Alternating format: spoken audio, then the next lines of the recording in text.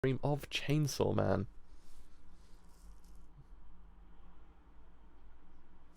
We're good to go, we're good to go, we're good to go. So yes, I actually have cover chapter 48 of Chainsaw Man. And as we know, chapter 47 actually was a kind of the explosive chapter, which is kind of pardon the pun because it's the whole entire arc of explosions. Essentially, yeah, it kind of dealt with Denji, like, kind of saying fuck you to everyone, basically, in those short terms. It was actually a very kind of interesting moment because Denji's basically just said, look, everyone that wants me just wants you from my heart rather than me. And it's actually one of those things actually is quite interesting, how a character has actually literally snapped out of everything that characters in this genre tend to fall into. In essence, how in some of the shows, the idea of a character kind of doing this is actually kind of like out of the question. It doesn't really ever happen. So it doesn't really question the whole entirety of who they are and who they come in contact with. You're led to believe the characters they're meant to be with is actually kind of like the justified characters. They're the kind of characters that we want to actually see him with, but in this context, no. And it's actually kind of true. Every single character that actually comes into contact with Denji has in theory wanted to kill him. Granted, as time went on, they grew to actually accept Denji for who he actually was, but at the beginning, it's very much like, well, actually, they just want his heart. I guess the opinion still doesn't very stand. It's one of the things of whether or not you actually can in theory trust the characters in the actual show itself. So yeah, I mean, it's going to be an interesting kind of ride of this chapter as well, because I don't want to see Denji kind of lose after kind of having that empowering moment, so to wait and see what happens. Anyway, it's actually important to actually go live, so go live for chapter 48 of Chainsaw Man. Only 4 more weeks until it's actually been a year since Chainsaw Man's actually been in publication, I believe. Go live with Chainsaw Man, yes. I believe it's 52 weeks in a year, isn't there?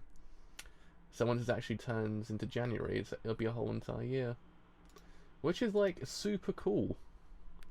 So anyways, actually begin chapter 40 actually is called Kaboom Kaboom Kaboom. My pun was pretty good on the whole entire like explosiveness because it actually is pretty explosive. So anyway, whoa, ow, poor Denji. So must have the exact same fate that Killy does in Blam. You aren't applying yourself, Denji. You can't just swing your chainsaw around. You have to understand your powers better, huh? Boom.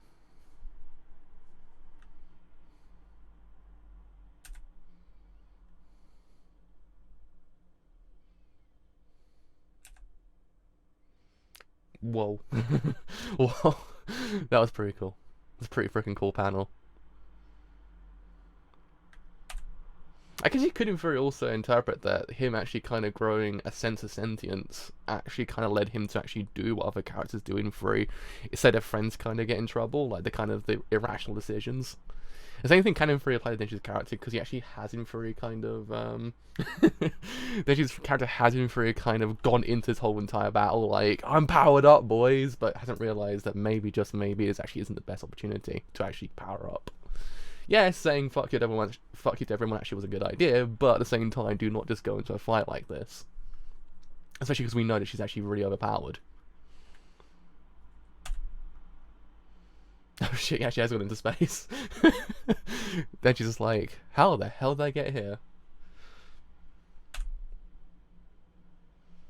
Oh shit, we've gone full blown Tetsuo the Iron Man at this point as well. Oh yeah, boy, it's Tetsuo the Iron Man time.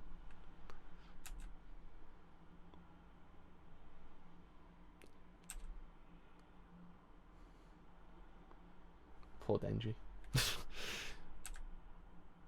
He's at wow. Is that his guts? Ugh. Regeneration. You were reviving your engine before I kicked you. Hmm. You were revving your engine before I kicked you. Hmm. Poor Denji. Oh, poor boy.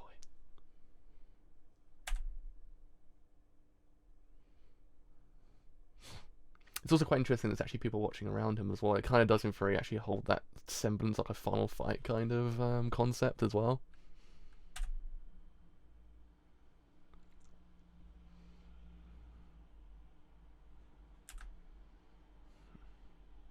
Devil. Where have I seen that panel at the bottom before? Someone's walking over a pile of goddamn corpses. Oh shit. It's the boy.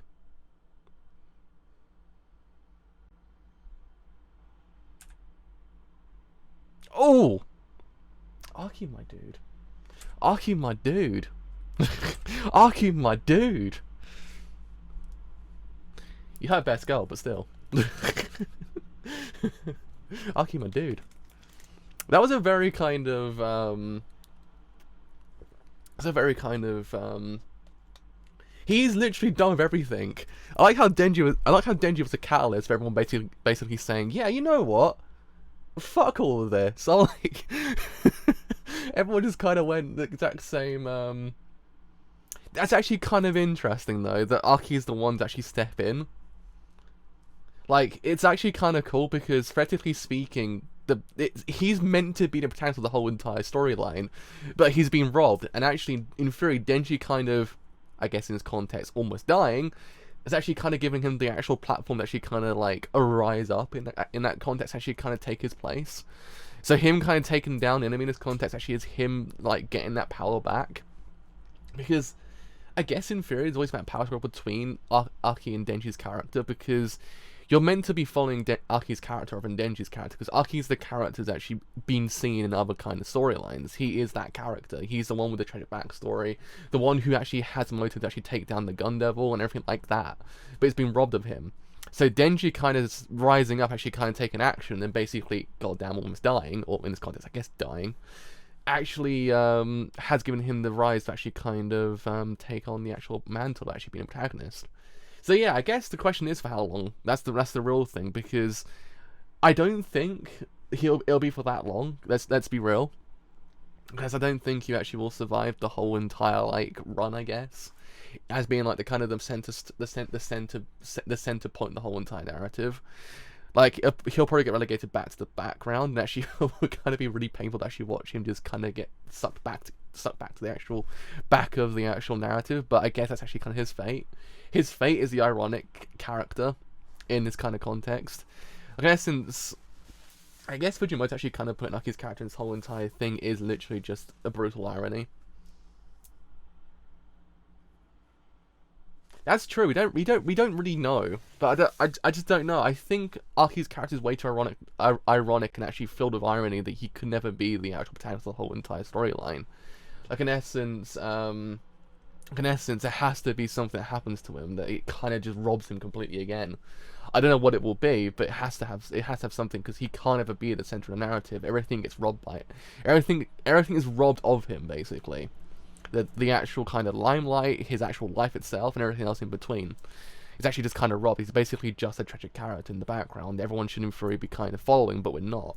Instead of following some other character that actually kind of is, like, if you kind of put it in the grand scheme of things, completely nonsensical towards the whole entire plot. Technically speaking. But yeah, I also kind of like what they did with Denji's character as well, because Denji's character does in theory exhibit what you otherwise see in other shows or manga in this context that tend to deal with the idea of a character like rising up. Because practically speaking, in other shows, like say if, like, I don't know, when Naruto kind of realizes Sasuke's kind of evil, he kind of just goes, well, fuck you, Sasuke, and actually then powers up and actually takes on Sasuke. It's an empowering moment, and actually one of those moments that kind of makes you go, yeah, boy. In the end, he probably doesn't very win. I think they both lose their arm in the process, but that's neither here nor there. But there's always that kind of idea of the irrational decision the character makes in this context, like how in essence in other shows as well, say something happens, the character kind of just swoops in, actually kind of has that rational decision, actually kind of goes forward and actually kind of takes on the enemy. But here it's not that at all. Here it's kind of like Denji had that moment, he powered up and actually went, you know, basically fuck everything at this point, but at the same time it wasn't giving him the opportunity to actually kind of, in theory, take down the enemy, because, as she says, he doesn't really know how to kind of harness his power, and it's kind of true. He's very kind of still stuck in the same point he was at square one, basically. Yeah, he powers up, don't get me wrong, he gets powers, and he sometimes doesn't really take down enemies, but practically speaking, he hasn't really harnessed the power that he has. So it doesn't feel like an irrational decision to actually kind of go in and actually kind of take down Reze at this point. So I like how, in Fury as well, he was robbed of that moment. He was robbed of that kind of power up and actually kind of feeling like, yeah, boy, I'm taking down the enemy at this point, because he didn't. Theoretically speaking, he didn't do anything. Aki did. Aki was the person that actually chopped her arm off. So it's actually kind of, it's a very interesting kind of juxtaposition between what you otherwise see in other shows versus what's actually kind of otherwise shown here, because it's kind of taken down his character. It's reducing every single character down to 0, in a way. This whole entire arc is doing that. It's not kind of giving, it's giving the characters that moment of 100, then kind of just going,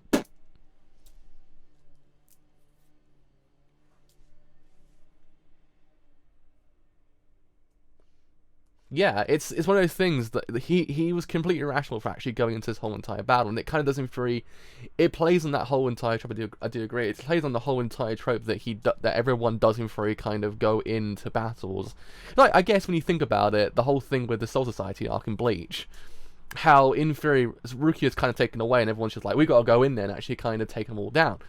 And in theory, they do go in there, but it's also that whole entire. I guess the only other show that actually do it quite correctly is Bleach. How in some times they get overpowered to the point they actually can't take the enemies. I guess when you think about it, Reze kind of does him for it. Like Kenpachi, I believe his character's name is in Bleach. It's Kenpachi, I swear. Is it Kenpachi? Yeah, it's Kenpachi. Kenpachi is basically Reze's character in a nutshell. They're both kind of harness the exact same kind of energy. They're meant to be the kind of the point that reduces the character down to 0. That actually kind of doesn't fully exhibit the idea that they can't just go irrationally into battles. Granted, at the same time, there's also the idea that other characters in Bleach do exhibit the same thing. But Kenpachi was kind of the first one. I guess Renji as well, practically speaking. But yeah. Essentially, that's what their character stands for. It's like she was kind of his wake-up call, but also kind of like the reason to realize that he just can't just do everything he wants to at this point. He can't just go into battle and actually do all these things. But it's a very interesting kind of interesting like change in pace, because we're used to the character kind of taking down the enemy, but in this context, no. It's not that at all. I kind of do find that very kind of fascinating that he actually hasn't really introduced this kind of early into the manga as well, because again, I believe the Soul Society arc happened quite a bit into Bleach, so it's one of those things that it's interesting. I wonder how long everyone will survive this whole entire arc. Let's be real. Hello, I'm doing pretty good. How's it going? Yeah, it's one of those things that I don't know who will survive this, whether or not Aki actually will in for actually kind of survive it himself, because I just don't think they will in for give Aki the actual opportunity to actually kind of survive and actually do something. Like he'll probably just take her arm, and that's actually it. I don't think he'll do anything else. There's no way in hell he actually will be able to do anything else, I don't think. I might be wrong. He actually does really take down Reze, and then Makima comes in like, wow, this actually happened. But then maybe Angel will in Fury die, because there's always that. Isn't Angel always wanting to die anyway? So there's always that whole entire idea that I guess, or Beam, or both, maybe, who knows? Or maybe Denji does in Fury die. And that would be an interesting kind of change. Like Chainsaw Man continues without Denji. I can't remember the last time they actually do that. Unless there's another character takes over the whole entire mantle of being the character. I can't remember. It is true, they do have that interesting tension. I guess maybe in Fury that, who knows, Angel might in Fury actually kind of get a semblance of humanity, I guess, because Angel does in Fury always say that he's a devil first rather than an angel first. So this event might in Fury be the kind of moment he becomes the actual angel, I guess. I guess the angel to save Aki and Denji in this context. I think, maybe, who knows. I don't. But it's a very interesting kind of point in the narrative now. We kind of hit that point of where it's just like you don't know who or what will survive this whole entire arc, and actually what the implications will be at the end of it, because again, we have the whole entire idea. Denji's basically cut himself off from the whole entirety of the world, so it's one of those things of whether or not it does in theory kind of lend itself to actually find out what happens to him and Makima, where Makima's just like, well, don't worry, I'm not inherently evil, or whether or not she actually just goes, all right. Power could come back in the next chapter as well. We don't really know what's happened to Power as well. Power's basically MIA'd like somewhere, getting her blood drained. So there's actually kind of that whole entire concept to actually kind of deal with. I guess she might in theory come back. It would be kind of cool though, like if Aki's just like, yes, I've done it, I'm getting my point back, and then Power comes and actually just one hit KOs Reze, and it just ends the whole entire arc at that point. Just like, what the fuck, really? That would be an interesting way to actually kind of end the entirety of like this arc and actually kind of reinforce the brutal irony of Aki's character.